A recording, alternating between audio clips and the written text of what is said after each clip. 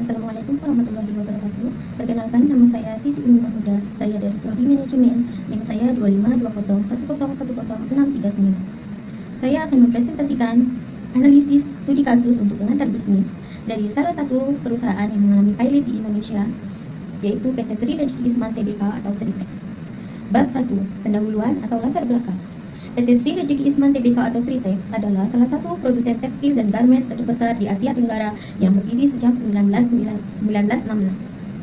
Menjadi salah satu studi kasus korporasi dan hukum paling signifikan di Indonesia.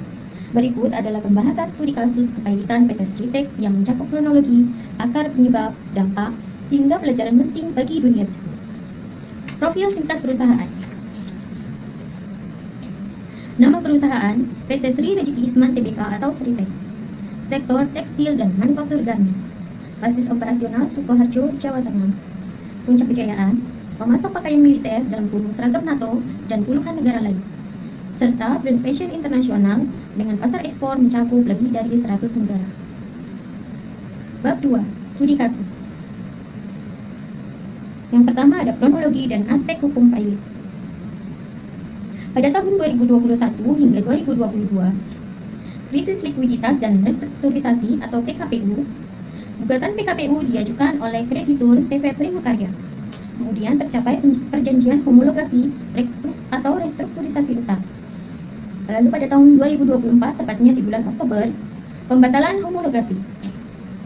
PT Indo Barat Rayon menggugat pembatalan kesepakatan karena Sritex lalai dalam membayar hutang. Di tahun yang sama, tepatnya Desember 2024, putusan inkrah. Kasasi ditolak Mahkamah Agung atau MA. Status pilot berkekuatan hukum tetap. Tahun 2025, likuiditas dan penghentian operasional. Pengurusan aset oleh tim kurator dan penyelesaian hak kreditur dan pekerja. Dasar hukum pilot berdasarkan Undang-Undang Nomor 37 Tahun 2004 tentang Kepailitan dan PKPU.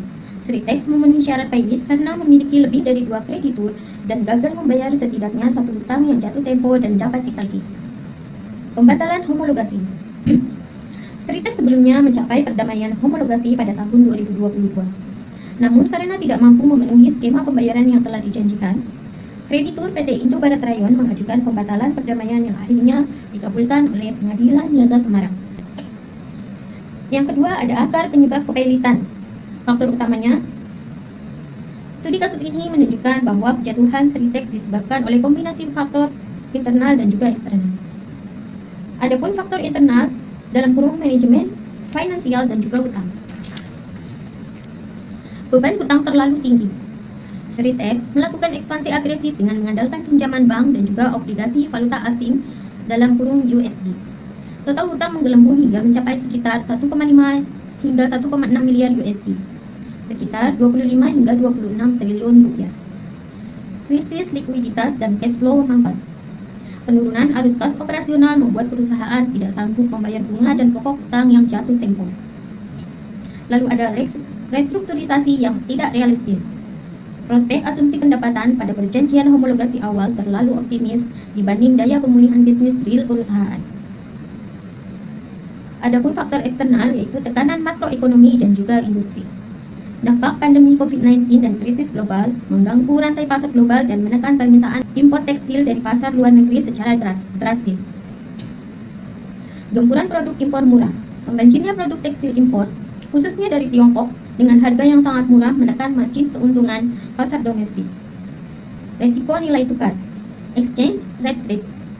Karena mayoritas utang berbentuk dolar Amerika Serikat, sedangkan sebagian pendapatan dalam rupiah, pelemahan nilai tukar rupiah semakin membengkakkan beban hutang. Yang keempat ada dampak kepailitan Sritex. Dari segi aspek, yang pertama ada tenaga kerja. Dampak utamanya ialah PHK massal yang berdampak pada puluhan ribu karyawan, memicu krisis sosial ekonomi di wilayah operasional dalam kurung Sukoharjo dan sekitarnya. Yang kedua ada perbankan dan kreditur. Resiko timbulnya kredit macet atau non-performing loan pada bank-bank pemberi pinjaman baik bank BUMN maupun bank swasta. Yang ketiga, ekosistem industri. Terganggunya rantai pasokan kain dan bahan baku bagi UMKM fashion serta mitra lokal penyokong operasional Sritex. Pasar modal. penurunan kepercayaan investor terhadap emiten, sektor manufaktur, dan padat karya.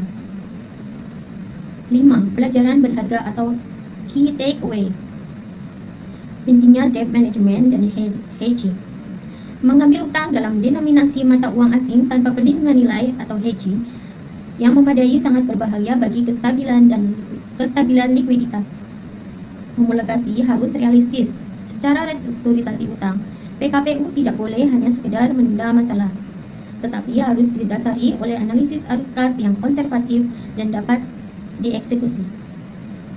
Disverifikasi dan adaptasi produk. Ketergantungan pada model bisnis tradisional tanpa efisiensi biaya yang agresif rentan tumbang saat berhadapan dengan disrupsi pasar dan persaingan impor global. Bab 3. Kesimpulan dari analisis ini adalah penyebab utama bukan hanya satu faktor melainkan systemic failure. Kepailitan Sritex terjadi akibat kombinasi risiko keuangan internal. Utang valutas ekstrim mencapai 1,5 hingga 1,6 miliar USD tanpa hedging memadai dan kegagalan memenuhi janji restrukturisasi serta tekanan pasar eksternal. Gempuran tekstil impor murah, pelemahan mata uang, dan meluasnya permintaan ekspor. Dampak domino yang luas. Kejatuhan raksasa padat karya ini membawa dampak sosial ekonomi yang besar, mulai dari potensi PHK puluhan ribu tenaga kerja,